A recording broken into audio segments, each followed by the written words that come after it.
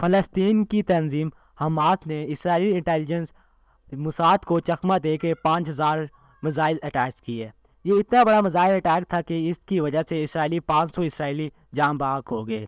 इसके बाद इसराइल ने हमास के ख़िलाफ़ स्टेट ऑफ वार डिक्लेयर कर दी। अस्सलाम वालेकुम दोस्तों, मेरा नाम मोहम्मद तबील और आज की इस वीडियो में हम इसी बारे में बात करेंगे। तो लेट्स स्टार्ट। इस मसले को जानने से पहले आपको थोड़ी बहुत हिस्ट्री के बारे में मालूम होना चाहिए कि वर्ल्ड वार 1 के दौरान ब्रिटिश ने इसराइल को फ़लस्तीन में आबाद करना शुरू कर दिया और फ़लस्तीनी यहूदियों को ये यकीन दिलाया कि हम आपके साथ हैं और आपको हम फ़लस्तीन में एक आज़ाद मुल्क बना के देंगे। उनकी ये बात कहने की असल वजह थी कि वर्ल्ड वार 1 और वर्ल्ड वार 2 में वो यहूदियों को अपने साथ इस्तेमाल करें, क्योंकि वो यहूदी 35 पे उन्हीं का ही कंट्रोल था, तो इसलिए ये उनकी हमायत हासिल कर रहे थे। तो यही हुआ, वो जंग में भी शामिल हुए, उन्होंने उनकी मदद भी की। और अलाइड पावर जो आप जानते हैं वर्ल्ड वार 1 में और वर्ल्ड वार 2 में कौन जीता है, तो इन सब के बाद 1946 से ही फ़लस्तीन में इसराइली यहूदी आबाद होना शुरू हो गए और उधर वहाँ ज़मीनें खरीदना शुरू हो गए। इसके बाद रास्ता ज़मीनें खरीदते 1946 में उनका वजूद आ गया, ऐसे उन्हें एक मुल्क तस्लीम कर लिया गया। और ये सब कुछ अरब ममालिक और फ़लस्तीन जो दायरा है कि उनको तो तकसीम नहीं था कि ये हमारी ज़मीनों में आकर कब्ज़ा कर गए। तो आगे चल के उन्होंने एक वार डिक्लेयर की थी और वार डिक्लेयर करने की बहुत सी वजूहत है, लेकिन असल वजह ये बनी कि जब एक शख्स मस्जिद अल अक्सा को आग लगा देता है, जिसमें मस्जिद के बहुत सा हिस्सा जल जाता है, वो सुल्तान सलाहुद्दीन अयूबी का जो मेंबर है वो भी जल जाता है। इसके बाद सारी मुस्लिम दुनिया इकट्ठी होकर, अरब ममालिक इकट्ठे होकर इसराइल पर जंग छेड़ देते हैं।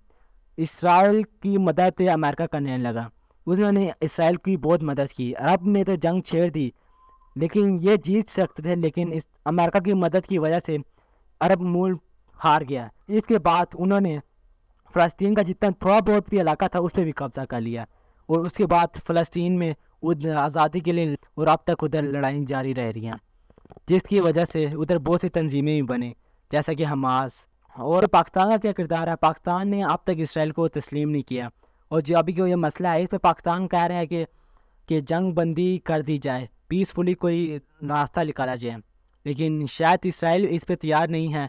वो शायद गाज़ा पर कब्ज़ा करना चाहता है।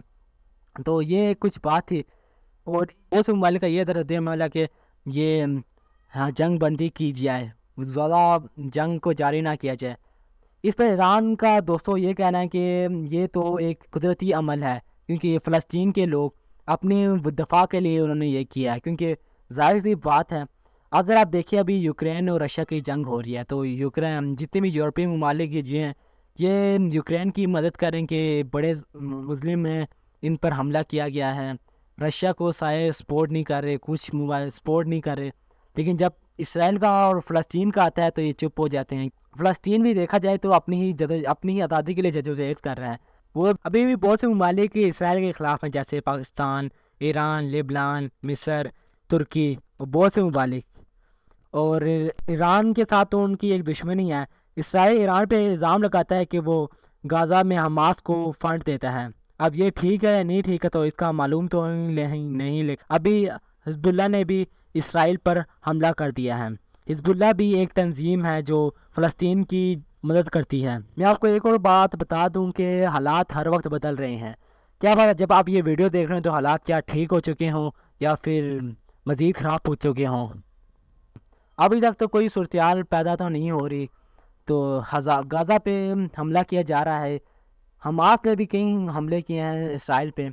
कहा जा कि इसराइल के 500 और हमास के 300 कुछ सिपाही जान बहक हुए हैं। गाज़ा शायद ही मुश्किल है उनका जीतना। तो उम्मीद है कि आपको ये वीडियो अच्छी लगी होगी। अगर वीडियो अच्छी लगी तो वीडियो को लाइक कर दें, चैनल को सब्सक्राइब कर दें, साथ ही बनी घंटी का आइकन को भी दबा दें।